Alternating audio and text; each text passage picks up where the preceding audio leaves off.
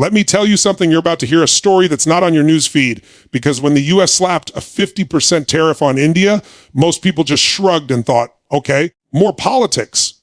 But here's the truth. This isn't just about trade. This is about power. This is about leverage. And it's about the fact that in today's world, the game is rigged for whoever controls the rules. You see, a tariff isn't just a tax, it's a weapon. And when the number is 50%, it's not business as usual. It's an economic punch in the face. And if you're thinking this is just about money, you're missing the real play, because this move says something about where the U.S. thinks India is headed. And it's a message loud and clear for the rest of the planet, too. So buckle up, because by the end of this, you're not just going to understand why this happened.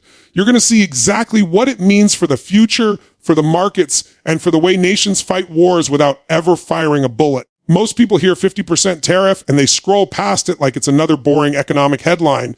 But stop for a second and think, what does that actually mean? If you walked into your favorite store tomorrow and found every single thing you wanted cost 50% more overnight, would you ignore it? No, you'd be shocked. You'd demand to know why. That's exactly what's happened here, except it's not about a shopping trip. It's about two of the biggest economies in the world throwing punches without touching each other. And here's the thing, a move like this doesn't just happen randomly. This kind of economic strike is calculated. It's the result of weeks, months, sometimes years of building tension.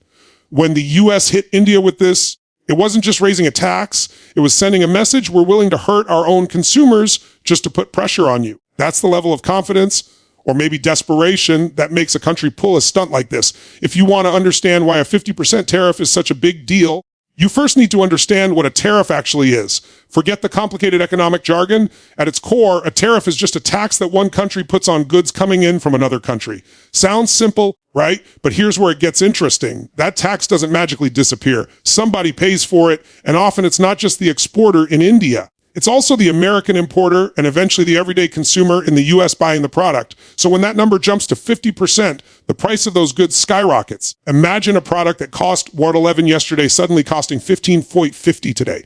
Not because the products changed, but because the rules changed. That's what a tariff does. It rewrites the rules of the game instantly. Tariffs are one of the oldest economic tools in the book. They've been used for centuries to protect domestic industries, punish rivals, or create leverage in negotiations. But here's the thing, they're not just about money. A tariff can be a silent weapon. It's an invisible wall that makes foreign goods less competitive, which forces buyers to either pay more or shift to local alternatives. And when it's at 50%, it's no longer a gentle nudge, it's a slap in the face to the exporting country. When a country like the United States makes a move as aggressive as a 50% tariff, it's never just about the numbers on a trade sheet. There's always something deeper, something hidden that the public doesn't see at first glance. On the surface, the official reason might be framed as protecting American jobs, balancing trade deficits, or ensuring fair competition. But behind closed doors, the conversation is very different. In recent years, India has been stepping into spaces the U.S. used to dominate: advanced technology manufacturing, pharmaceutical exports, software services, and even global infrastructure projects. And every time India gains ground in these sectors, it chips away at America's economic influence. The hidden trigger is this: India is no longer just a market for the U.S. It's becoming a competitor in industries where America used to call the shots. It's building trade alliances outside U.S. control, especially with countries the U.S. is wary of. It's signing energy deals with Russia, boosting exports to Africa, and making defense agreements with nations that don't always follow Washington's lead. In the world of geopolitics, these are red flags. A 50% tariff is not just about hurting India's current exports. It's about slowing down its momentum before it reaches a tipping point where it can't be stopped. When a tariff like this lands, it doesn't just hit one sector. It ripples through an entire economy like shock waves after an earthquake. For India, the immediate hit is obvious. Exporters are suddenly staring at contracts that no longer make sense. Imagine you've been shipping textiles, spices, or auto parts to the U.S. for years. Your prices are competitive, your buyers are loyal, and then overnight your goods become 50% more expensive the moment they land in America. You either absorb that cost, which can destroy your profit margins, or you pass it on to the buyers and watch them look elsewhere. Industries that depend heavily on the U.S. market, like textiles, pharmaceuticals, and IT hardware, feel the pain first. Large companies can sometimes weather the blow, but small and medium-sized businesses get squeezed almost instantly. This isn't just about business owners losing revenue. It's about workers losing jobs, suppliers losing contracts, and local economies losing their lifeline. When a move this bold hits the global stage, other countries don't just watch.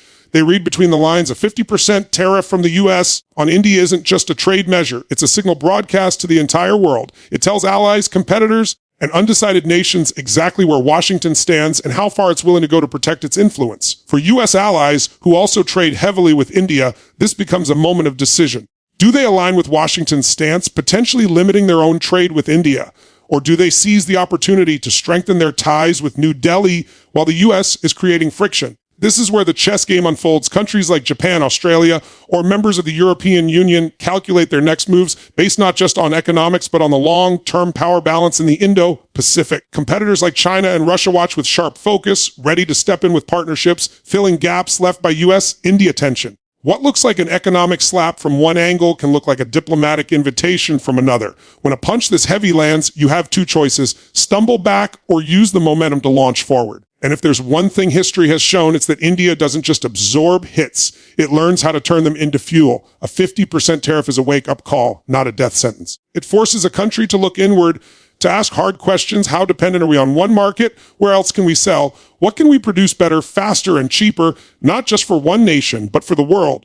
The first counterpunch is diversification. If the U.S. wants to make Indian goods more expensive on its shelves, then India can shift focus to regions hungry for what it offers. Africa's emerging markets, Southeast Asia's booming economies, Europe's tech-hungry industries. The second move is innovation. Tariffs hit hardest when your goods are easily replaceable. But when you offer something unique, advanced pharmaceuticals, specialized engineering, cutting-edge software solutions, no one can simply swap you out. Then there's the diplomatic game. By deepening trade agreements with nations outside U.S. influence, India can recover losses and strengthen its geopolitical position.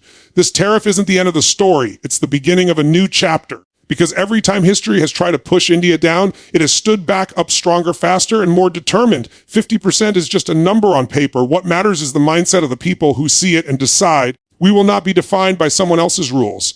The U.S. might think this move puts India on the back foot, but in reality, it might be the very thing that forces India to break free from dependence, accelerate innovation, and expand its influence across the globe. In life, just like in global trade, the obstacles you face are often disguised opportunities. Someone may try to limit you, slow you down, or box you in, but you always have the power to change the game. India is not just reacting to a challenge, it's rewriting the rules of how it plays. The question is not if India will bounce back, but how big that bounce will be.